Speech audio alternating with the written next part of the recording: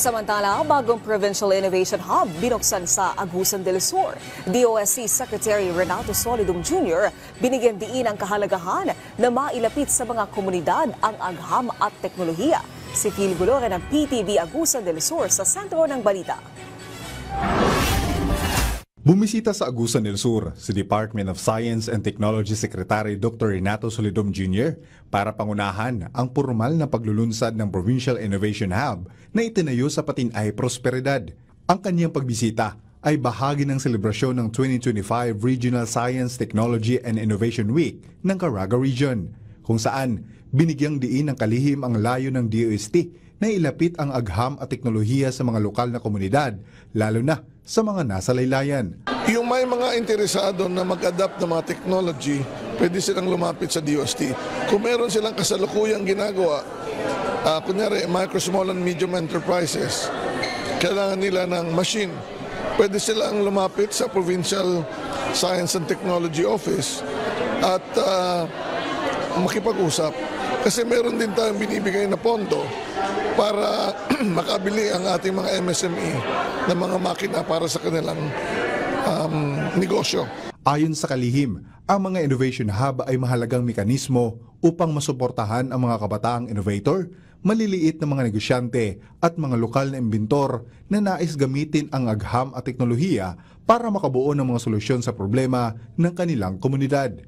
Hinikayat din niya ang mas malawak na partisipasyon ng mga lokal na pamahalaan at sektor pagdating sa innovation sa rehiyon. Kasabay ng pagbisita ni Solidum ay ang paglagda ng kasunduan sa pagitan ng DOST at mga lokal na stakeholders na naglalayong palakasin ang teknikal at pang-inobasyong suporta sa buong lalawigan. Sa pamamagitan ng Provincial Innovation Hub, inaasang mas marami pang proyekto sa research and development, product prototyping, trainings at mentorship ang maisasagawa para matulungan ang mga MSMEs at local innovators sa Agusan del Sur. And we believe in the provincial local government unit that only through partnerships between or among local and national line agencies of government can our people can truly harvest the efforts of the government. Hindi naman kaya ng probinsya lang. Hindi rin kaya ng national line agencies lang. Dapat tayo'y magkaisa.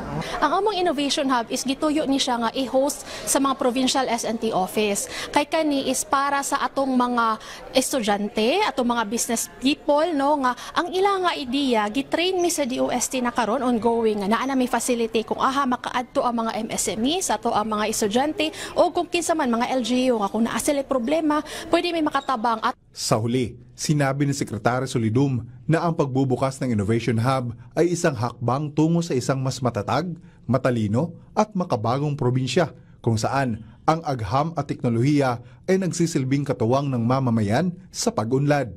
Phil Gulore ng PTV Agusan del Sur para sa Pambansang TV sa Bagong Pilipinas.